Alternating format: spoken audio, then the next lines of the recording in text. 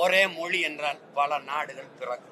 இதை எந்த கொம்பனாலும் தடுக்க முடியாதுன்னு எழுதி. எந்த ஒரு தேசிய இனத்திற்கும் கொள்கை மொழி ஒரே மொழியா தான் இருக்க முடியும். அவரவர் தாய்மொழி தான் இருக்கு. தொடர்பு மொழி பயன்பாட்டு மொழியாக ஆங்கிலம் இருக்கலாம். தேவை மொழி அவசியம். தேவை அப்படின்னா எந்த மொழி இருக்கலாம், அதுல இந்தி இருக்கலாம். அப்படிதான் நீங்க கட்டாயமா நீங்க படினா, நான் திரும்ப திரும்ப சொல்றேன், ஒரு சின்ன பையன் உட்காந்து ஓரத்துல ஏதோ பேசிட்டு இருக்கிறாங்க நினைச்சிட்டு இருக்கீங்க. நீங்க இன்னைக்கு முத்துவேல், கருணாநிதி, ஸ்டாலின் அப்படின்னு ஒருத்தர் உட்கார்ந்து இருக்க இடத்துல என்னை மாதிரி ஒருத்தன் உட்கார்ந்து இருந்தேன்னு வச்சுக்கிறீங்க, என்ன நடக்குங்கிறீங்க? பல மொழிகள் என்றால் இந்தியா ஒரே நாடா இருக்கு. ஒரே மொழி என்றால் பல நாடுகள் பிறக்கும்.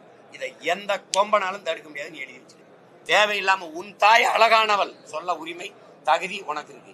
என் தாய் இழிவானவள் சொல்ல உலகத்துல எவனுக்கும் தகுதியும் கிடையாது, உரிமையும் கிடையாது. ஒழுங்கா இருந்தது. விரும்பினால் எம்மொழியும் கற்போம், ஆனால் எங்கள் மொழி கற்போம்.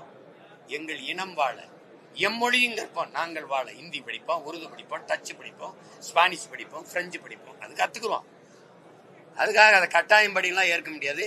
அதனால இந்த புதிய கல்விக் கொள்கையை இவங்க ஏற்கலைன்னா அது வரவேற்கத்தக்கது.